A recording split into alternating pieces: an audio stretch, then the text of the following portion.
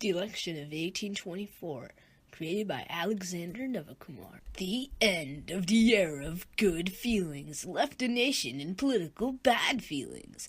Thus, as James Monroe left office, four new contenders from the same party, Democrat-Republican, entered the stage for the fight for the presidency. Let's start with Andrew Jackson, a war hero with ferocious supporters. He actually didn't openly campaign for the position.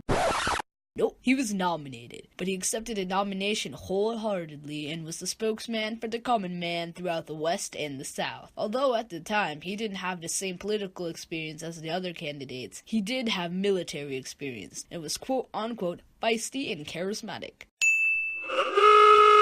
Thus, he had won 99 out of 261 electoral votes and won the popular vote with 153,544. But he didn't win the presidency.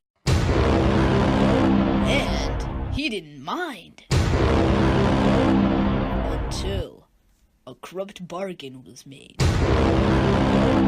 Next up is William Crawford. He really isn't that important. The plan was to hold a caucus and elect him as president, but he was too closed-doorsy, so the House of Representatives decided to have a more open election. When the people did get to choose, he ended up being the bottom of the top three with only 41 electoral votes. There's four more than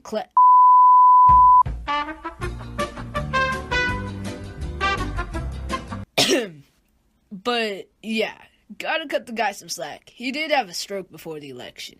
Now on to Henry Clay. Oh, this one is interesting. This guy was pumped for this. He wanted to become president and win this election more than anyone else on the campaign trail. Andrew Jackson was here because he got nominated. Crawford was going to be elected, but plans changed. Quincy was here probably to continue the legacy of his father, but Clay was here because he wanted to be. He aspired to raise ranks in politics, and his destination was the presidency. The guy was determined.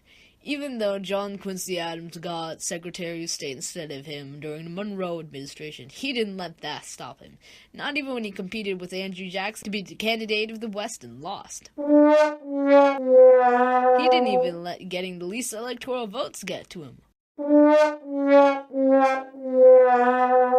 Wait, so he wanted to win the most and ended up in dead last? Try your best, but you don't succeed.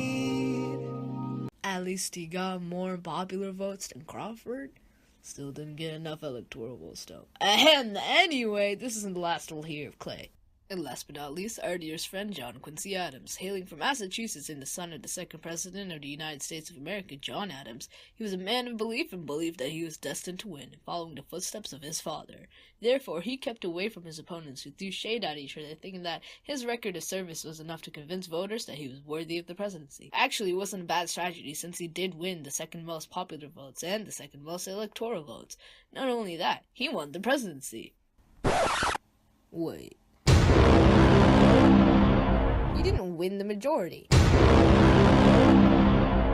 How do you win? I'll tell you how. The election of 1824 was the first election that counted a popular vote, but it didn't end up counting much this time around because the vote was split four ways. Neither Jackson nor Adams had a majority of electoral votes required by the Constitution to win. According to the 12th Amendment, if no one has a majority of electoral votes, then one of the top three candidates who received the most electoral votes will be chosen by the House of Reps. Thus, with Jackson with a grand total of 99 was sitting at the top spot, with Adams close behind with a total of 84, and William H. Crawford, who, keep in mind, had a stroke and had less popular votes than Clay, was in the third spot since he had four more electoral votes, 41 to Clay's 37. But Clay still didn't give up. He and Quincy agreed on many policies, and Crawford was too ill to continue for the presidency. He backed John Quincy Adams, convincing the House of Reps to vote for Adams, giving him the victory. He was instructed by the state of Kentucky to back Jackson, but he believed that he lacked political experience for the job, and that Quincy would be more likely to give him a position that let him win another election in maybe 1828 or 1832.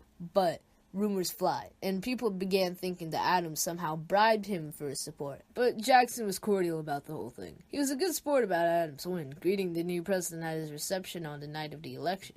However,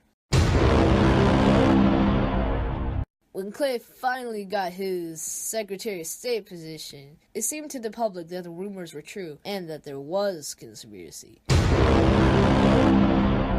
Angry Jackson supporters dubbed the ordeal a corrupt bargain. Attempting to disregard them, Quincy alienated Jackson's supporters, only making them angrier and more annoyed, seeing the money he asked from Congress for internal improvement, aid for manufacturing, and an astronomical observatory as a waste of money and unconstitutional. Additionally, the Tariff of Abominations, a tariff that further alienated Southern planters, although passed by Congress, was fuel for the fire to get Jackson into the presidency. Didn't Clay want the presidency? Right. Clay and Jackson have a bit of a rivalry, as it seems, but the details of that are part of the election of 1828, and that concludes the election of 1824.